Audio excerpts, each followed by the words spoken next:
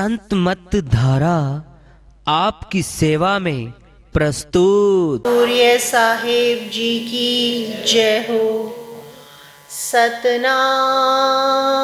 साहिब।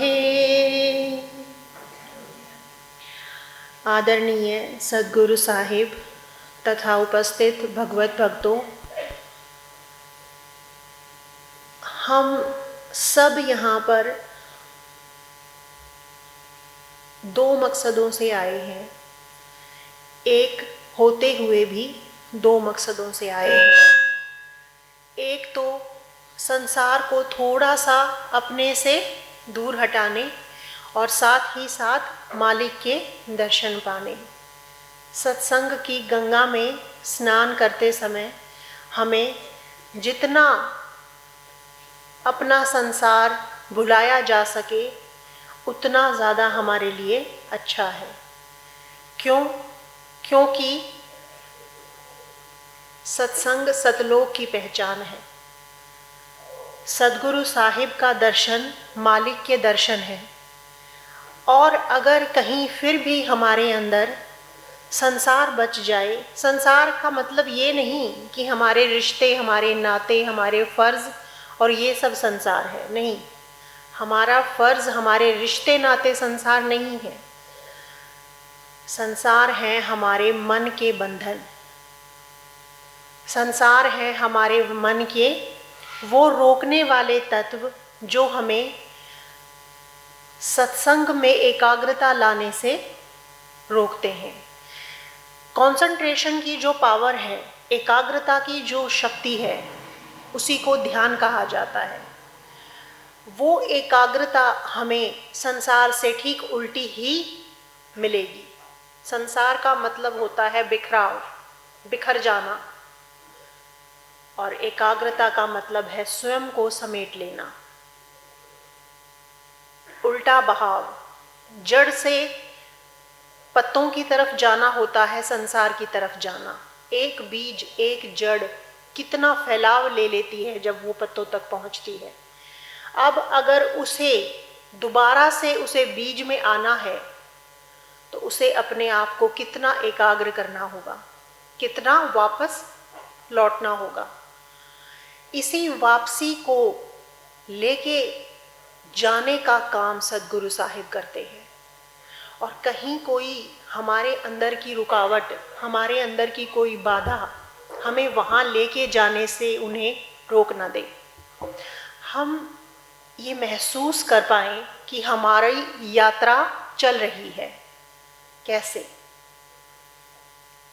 संसार से हटता हुआ विचार जब आत्मा की तरफ, सद्गुरु साहिब की तरफ, परमात्मा की तरफ केंद्रित होता जाता है तो मन संसार को खोता चला जाता है।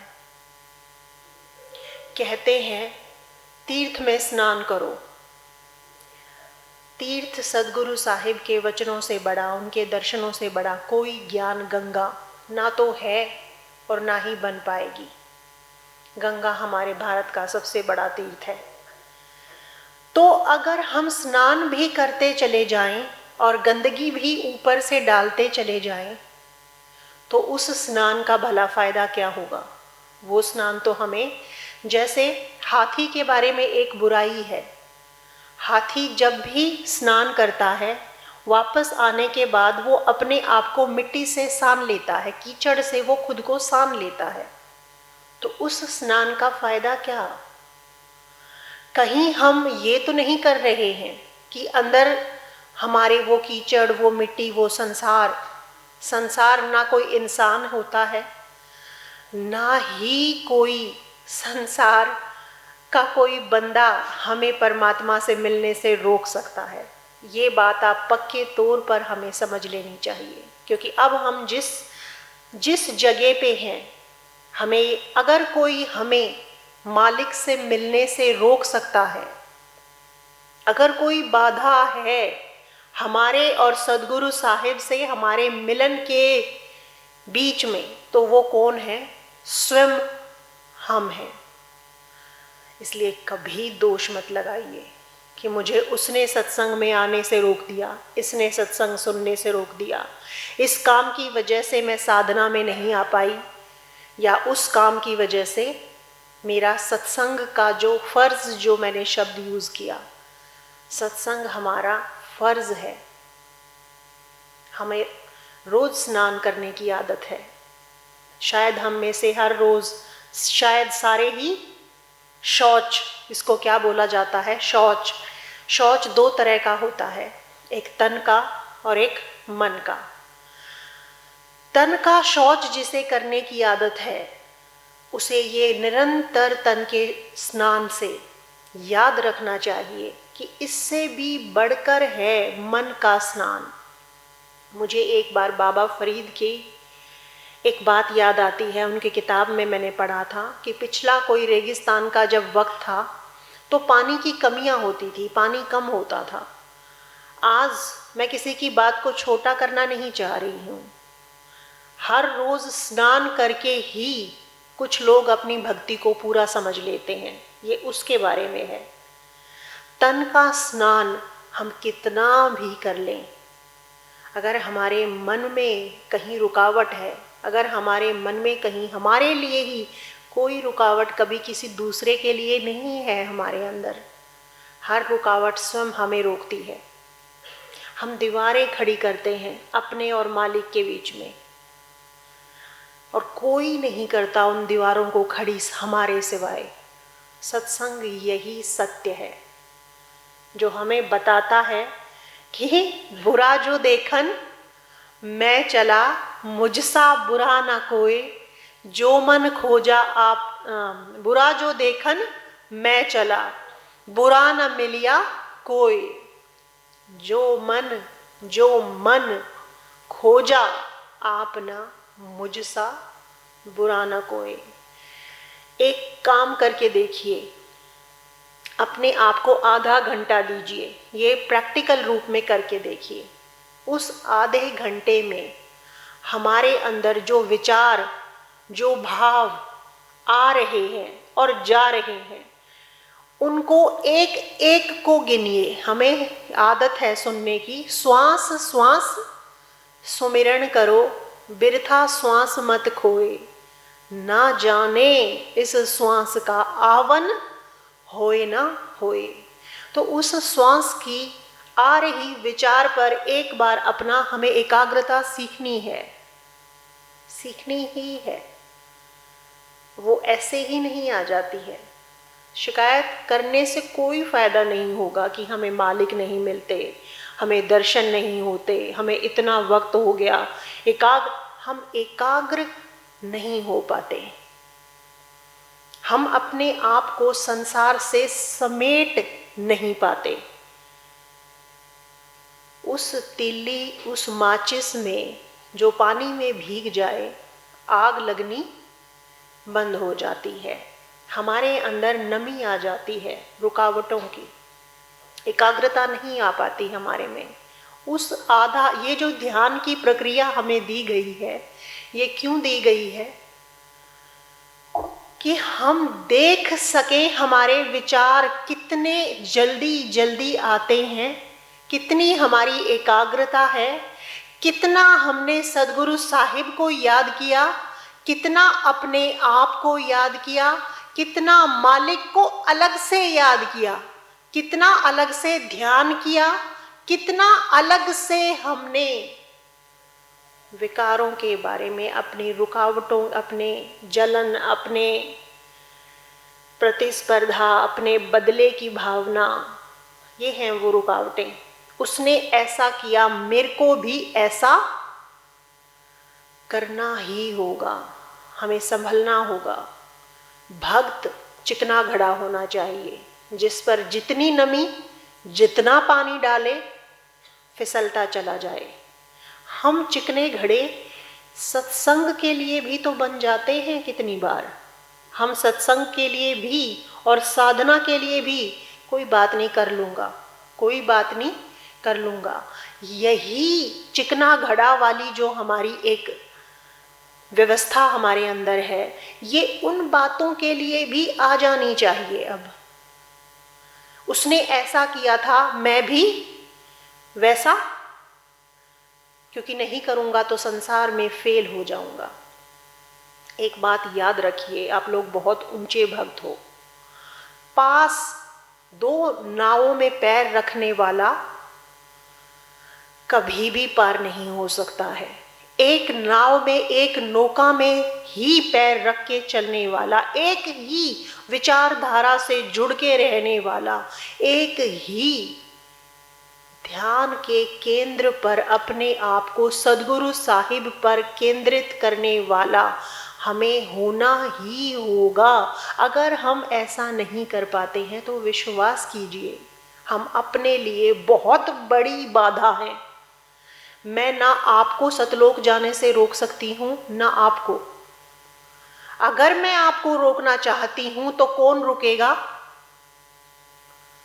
मैं रुकूंगी।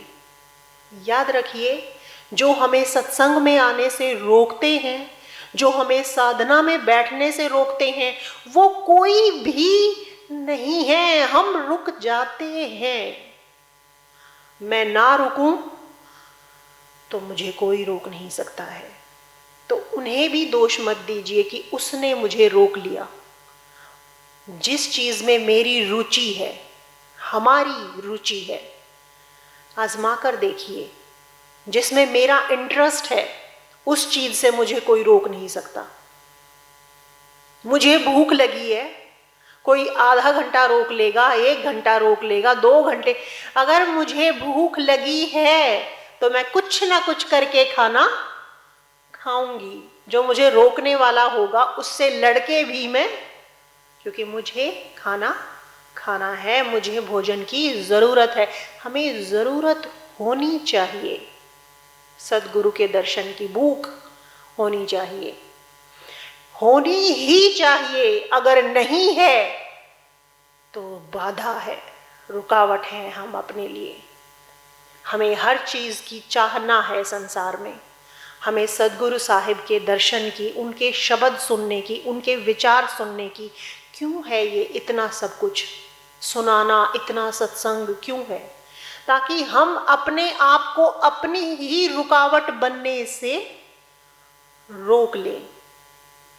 सत्संग कभी भी आपको ये नहीं कहेगा कि आप बच्चों का पेट मत भरो। कभी कोई गुरु महाराज आपको कभी ये नहीं सिखाएंगे आप अपने संसार का कमाई करना बंद कर दो, ऐसा कभी नहीं कहेंगे। लेकिन एक बात हमेशा कहेंगे, जितना रंग डालेंगे, जितना उतना ही रंग हम पे, जिस चीज का जितना रंग हम डालेंगे उतना ही हम पे चढ़ता चला जाएगा। ये आधा घंटा मैंने जो ध्यान का है उसी में करके देख लीजिए। अलग से समय अगर निकाल सकते हैं तो बहुत अच्छी बात है, नहीं तो एक बार बैठ के ये देखिए हमारा चलता हुआ विचार कहाँ पहुंचता है। जहां पहुंचता है, बुरा मत मानिएगा और डरिएगा भी नहीं, वहां हर विचार पे एक योनि खड़ी है। नरक भी है, स्वर्ग भी है, योनियां भी हैं। तामसिक विचार नरक लेके जाएगी। बदले की भावना जो इसने, हम बराबरी क्यों करें? हम बराबर नहीं है किसी के, हमें ऊंचा उठाया गया है। हमें सार शब्द की, सच्चे नाम की भक्ति देके ऊंचा मालिक ने उठा दिया है। हम नीचे बराबरी करने के लिए गिरना पड़ता है, क्योंकि बदले की भावना गिराने की भावना होती है। अगर बदला सद्गुरु साहिब से ही लेना है तो अलग बात है। साधु सो झगड़ा भला, नहीं साकट सो मेल। तो यही बातें हैं कि जिससे झगड़ा करने की बात आती है। क्यों? क्योंकि वो आपको सिखाएंगे चुप होके। कैसे सिखाएंगे? मौन होके। संत का मतलब है शांत, चिकना घड़ा, जिसको जो आप कह लो, जो व्यवहार आप कर लो, क्योंकि लौट के हम पे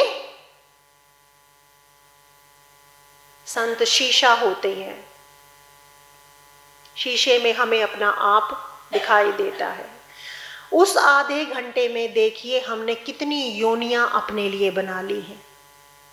उस आधे घंटे में ये देखिए हमने गुरु महाराज को कितना अपने अंदर चाह रखा है।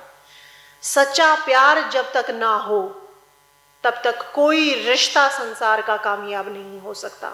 अगर हमें परमात्मा से, सदगुरु साहिब से सच्ची चाह, जिससे हमारा एक स्वभाव है, जिससे हमें मिलता है उससे हमें ऑटोमेटिकली प्यार हो जाता है। बात है हमारी चाहत की, क्या हम चाहते हैं सतलोक जाना?